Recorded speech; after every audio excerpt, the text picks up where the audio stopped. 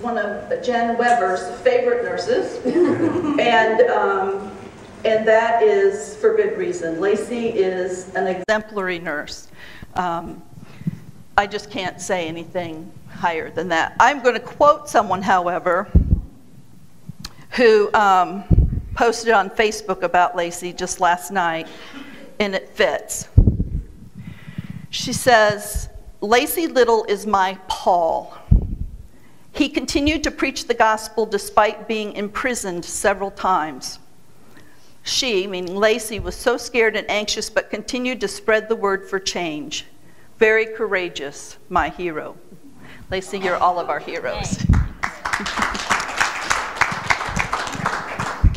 So I'm just going to kind of do a little interview of Lacie. But you are free to speak. You have maybe 15 minutes, 20 minutes. We're doing really good on time. I know you have that many words in you. So let's start by telling people about yourself. Well, my name is Lacie Little, and I've been with IU Health for 10 years, but I've been a nurse for 6. I started on the cardiovascular critical care, where we do, open hearts, heart transplants, lung transplants, all kinds of cool stuff. And I went there from student nursing straight to the ICU because I wanted to experience the sickest of the sick. And I think it's kind of an honor to be with people in their worst moments, because I know that I can handle the science of it and I can explain it to people, and then we can work together to know that it's okay, that things are going to be all right. So I wanted to be in that really intense situation. I have a wife. She's 5 months pregnant. We have an 18-month-old, so it's a little bit crazy at home. And my in-laws are coming in today. They're driving in right now from Ohio, so it's going to be a busy day. What else do you want to know? Why did you become a nurse? Well, my mom was a nurse. She is a nurse. She's a nurse practitioner now. But she taught me from an early age, which I tell her thank you for this all the time, that at any moment, you or I could be in that bed. And it's important for us to be able to be in that moment and take care of that person, knowing that anytime it could be us. The plates could be switched there anytime. I love taking care of people. I love talking with people. I love hearing their stories. I mean, what other job do you get to hang out while someone's laying in bed and they're watching TV and they can tell you about about their life, and you can learn from them? I mean, it's the coolest job that you get, and you get to do cool science stuff and stick people with needles. How has nursing changed in the 6 years since you started? Oh, it's unfortunate. There's good things and there's bad things. We've made technological strides forward, and that's great. I think the biggest thing that I think about is when I first started nursing, I made it a point to do something nice for someone every day. So not just take care of them, but a guy's been in the ICU for 10 days and he's scruffy. Well, let me take some time and shave your face, like put hot washcloth on your face and actually give you a really good shave. And I would make that a point to do something like that as much as I could. But now that's not really an option. It seems like more stuff gets piled on and you're just struggling to get your task list done rather than being able to care for a person. So I think that, unfortunately, it's moved that direction a bit. What is your vision for improving patient care and safety? I think it relates to that last question. I want to be able to care for someone. I know that you've done that. I know that you care for people when you're at the bedside. And I want us as nurses to be able to continue to care for them rather than just trying to keep someone alive for your 12 hours. Because unfortunately, sometimes that's what it can be. I also want to have enough staff to be able to take a patient outside if they need to go outside, so they can take a deep breath of fresh air rather than the hospital, dry air. I want there to be a unity among the nurses, knowing that we all have the same goal. We all want our patients to get better, and we all want to be able to work with each other to do that instead of scrambling like mice stuck in a box. We're fighting each other kind of now to try to get to the goal. So I really just want safe care, but I want quality care. I miss that quality that we used to have. How has the dialogue been among the nurses working towards that process? It's really inspiring to hear nurses talk about what they want to do. It's cool to hear how everyone has something different to offer. Some people are very scientific minded and they can look at the picture and the data and they can say, oh, well, if we do this, then this will change. And then you have some people like you who can say, let's talk about this. Let's see how we feel about this. And it's important that nurses all have those separate things that they can bring to the table, and we can all put it towards this goal of good quality patient care. And there's a lot of fear too. There's fear of retaliation. There's fear of being watched by the bosses and things like that. And although it's illegal, it happens. So I think it scared some people when I got fired, because that was, I feel, clearly they were retaliating against what was going on. So there's been a lot of fear with that as far as that goes. But the cool thing is the USW took me on immediately afterwards, which is good because, like I said, my wife's 5 months pregnant. So not really the time to be losing my job. So it's a mixture of inspiration and fear and trying to fight that battle. What are the nurses who are pro-union, what are their priorities, would you say? I feel like I've heard 4 major priorities, and the first one is always patient safety. People are always saying, we want to take care of our patients. That's what we do. We're caregivers. We want to care for people. Like, that's in our DNA.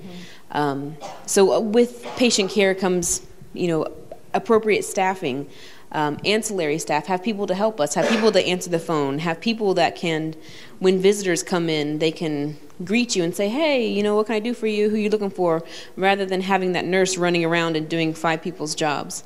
So that's one thing. Another thing is our attendance policy, and it seems silly, but you get put on a warning, like a, what would you call that? Like discipline. Like a discipline on your 3rd call-in for 12 months.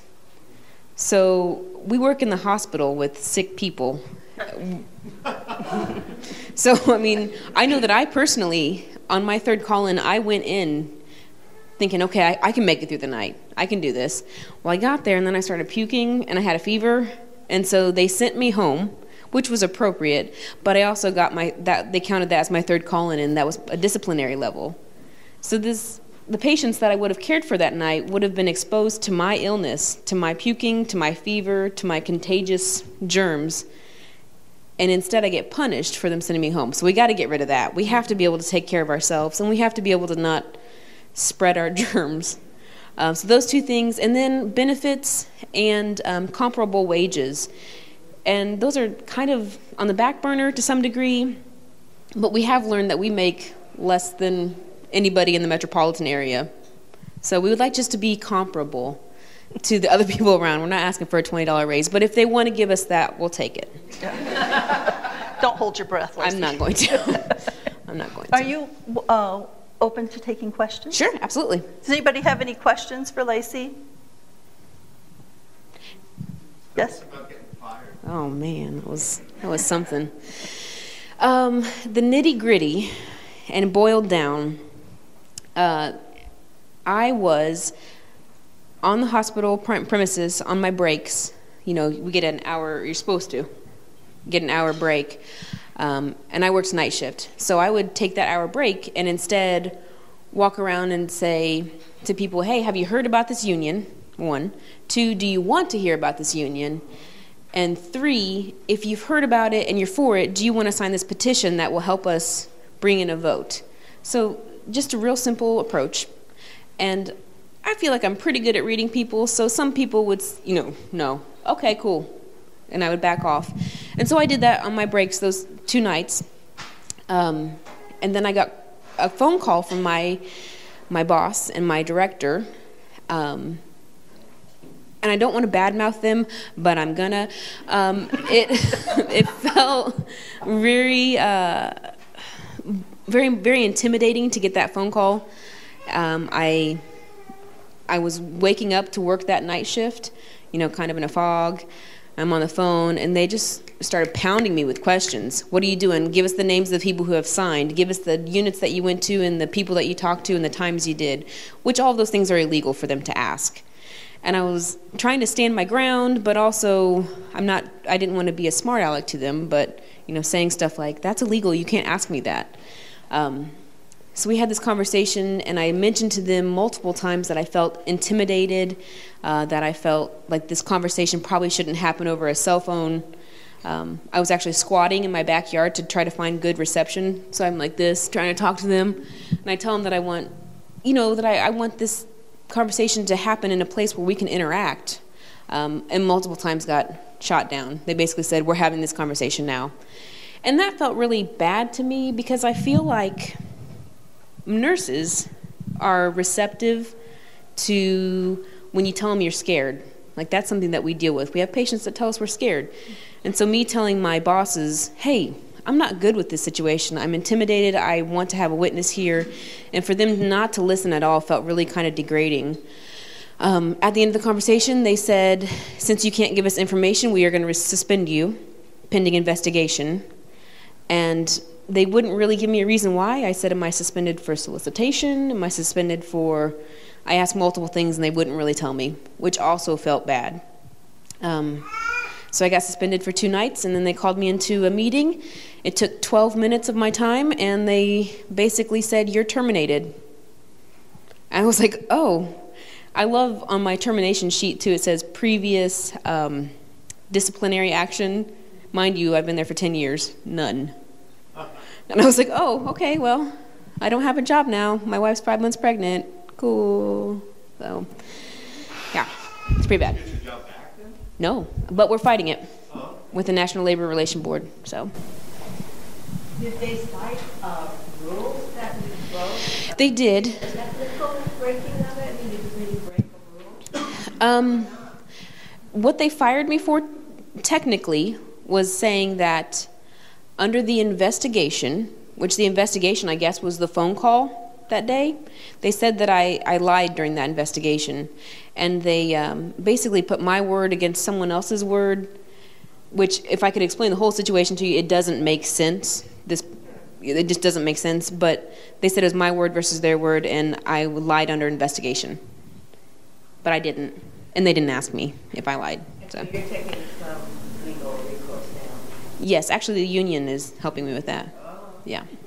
Yeah. Are other nursing staffs at other hospitals unionized? They are not. Actually, we're gonna make history here. Well, the VA. They are not in Indiana, but across the country, the large hospitals that you recognize the names of, and I couldn't rattle them all, Johns Hopkins, Mayo, Kaiser, the large, famous hospitals, all union.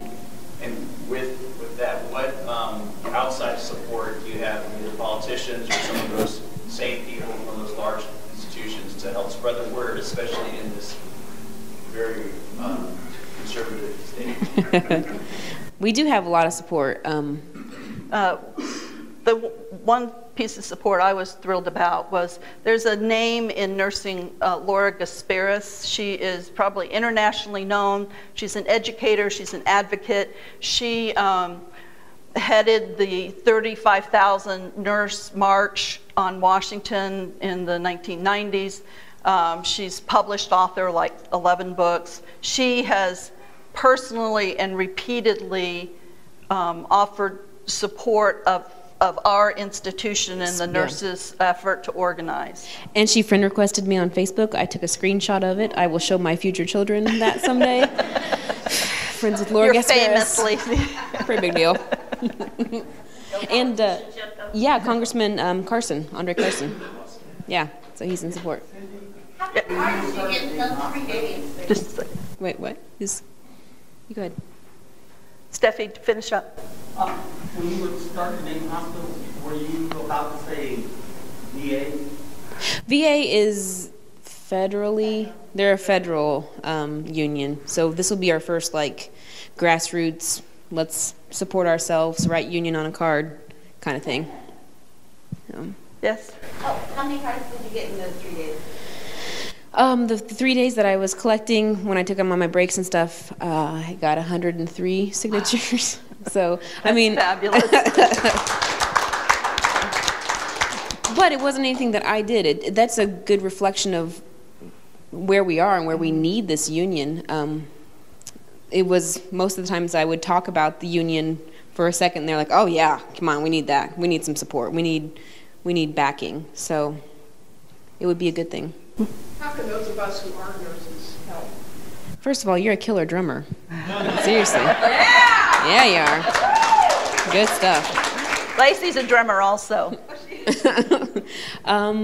How can you guys help? You can help by supporting us. There's, So if you haven't signed this petition, please do so. Has it gotten over on the website? No? it's some form that they came up with for community support. Oh, good, cool. Yeah, there's the petition. Sign that. Yeah, I can sign that. I would also say the nurses are not doing this, taking this action for ourselves as much as we are for all of you, potential patients in the beds that we take care of. In fact, when I went to the information meeting, I was really a little on the fence until I thought of my husband. Now, Nancy, you came to see us when Scott was in the hospital. And to make a very long 10-day story short, I took care of him night and day for a week. I went home twice for 2 or 3 hour naps and came back. I didn't do that because I didn't trust the nurses, or the nurses weren't good, or they weren't nice to us, because they were. Right. But they were set up to fail because they had too many patients, too many sick patients. They could not take care of the least sick. And even though he was in a progressive care bed and he was pretty darn sick, he was the least sick. So if I hadn't been there, literally he would have been restrained in that bed most of those days. And that's horrible. So every nurse that's in this movement has slightly different priorities. Most of us will say right at the get-go, we're concerned about patient safety and nurse-to-patient ratios. That's the number one thing. If that wasn't on the union's radar, I wouldn't be a part of it. I wouldn't be either. I would, you know. Yes? It just seems ironic because you see hospitals that continue to add new wings, new services, and at the same time you're hearing that the basic service of patient care is being stretched more and more and more. Yes. So Yes. hospitals that are quote nonprofit and building new wings just is crazy. Yeah. Yes? Just to answer the question about how the community can support. Yes, thank you. Obviously, the petition is very helpful, but if you feel the need to write an op-ed piece in support of the nurses, that obviously would be very helpful. And now that we have your phone number and your email, we may think of other ways to engage you, so expect a call from us. Are there any more questions? I Amy. just have a comment. I had something. Okay. Oh, go ahead. Well, I just wanted to point out, because that one of the important things that I've noticed as a patient is that, like Lacie talks about, one of the things when I was in ICU for 8 months, those little touches make such a difference. I mean, having a nurse come in and take 20 minutes to wash your hair when you're laying there for a week is just, just taking me outside took an army. I mean, I was on a ventilator, I had 5 IV poles. I mean, it took an army, but when you're inside a building for 8 months, those human touches, taking time, it was my birthday, and I had Thanksgiving in the hospital, all these events, and they threw me a birthday party. They had a movie night for me. I mean, these little things that they had time to do that I know would not happen today in the environment. I've been in the hospital since then, and and I'm an educated, basically hospital consumer, and And I've had to remind nurses, hey, I need my insulin. It's been 45 minutes since I ate, and I'm going to bottom out if I don't get it in time, and because they're frazzled. And now I am the low-hanging fruit, thank God. I'm not the sickest patient. And so, when they're talking about these things, it's, for me, it's not abstract. These are real things that it's not about. I mean, this is part of patient care. It's just as important to have full staff and to have good staff. I mean, the ancillary staff is part of the nursing package. And so when you have that adequate support staff, they were just as careful with me as the nurses. And so when you have that good staff too, when they come in and take time to make sure you have that extra blanket, we care about them too. And so making sure you have that full, team on the floor taking care of you is vital. And so when you're hearing them talk about this, it really is, vital, I think, just as important to a fancy building that you're hearing them. And so I think holding these people accountable to, using these healthcare dollars wisely and building buildings, but also filling these buildings with people that can take good care of you is important, because I'd rather have that old Methodist building with good people inside like Cindy and Lacy than have a fancy building that's empty. Here.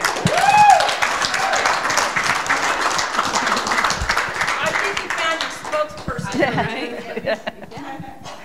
Well, I was just going to say, I've seen both of these, Cindy took care of Mom, and I saw, Lacy and Cindy take care of Jen, and you will not find two better ICU nurses. And trust me, unfortunately, we'll all find ourselves or a family member, as Jen said, in the hospital one day. And, this is what I don't understand. Studies have shown, and all of this have shown, that what Jen just talked about is absolutely as important to the overall outcome of a patient as, putting in the IV and getting the right medicine. And so they know these studies are out there. I mean, we're preaching this whole thing about don't go to work when you're sick now, and yet we discipline them. I mean, it is, they know this. It's not that they don't know this, and I find it just egregious. It's appalling. One more comment. Yeah, just a question. If the unionization doesn't succeed, and if IU Health came back and met all, restaffed and did the things that they've cut out, would that be an okay outcome? That the union wasn't there, but you got what you wanted? Okay, so when you said that, I mean this with all respect, if IU Health did that, I would look to the sky to see pigs flying. Because, but if they did those things, yes, absolutely. If they were going to staff us adequately and they were going to say, you know what, patients are number one, and we're going to measure and we're going to take care of the patients by the distance that people are from the bedside. So the nurses, we're right here at the bedside, right? And the administrators and, the CEOs, they're way over there. They're not by the bedside. If they were going to treat, ever. So if they were going to do that, then I love you, USW, but we would need a union. Okay. But you never have a group of people who are happy and well taken care of and, have excellent employers. You never have those people that want to unionize. It only happens when situations are bad. And I would just add that if they were going to do that, they would have already done it. True, very true. I've been at Methodist since 1977. This is at least the third kind of union talk that I've been through, and this has gotten the farthest because our situation for the nursing staff and more importantly the patients has gotten the worst. Scott? I would just point out that even with these good outcomes, without a union, the hospital still would have the power to make unilateral decisions at any time about anything. That's true. Anywhere. Yeah. They can giveth and taketh. Micah 6:8 says, "What does the Lord require of you? But to do justice, to love mercy, and to walk humbly with God." And my prayer is that regardless of which side of the union any of my coworkers stand, or Lacy and I stand, that will be our guiding principles to do justice, to love mercy, and to walk humbly with God.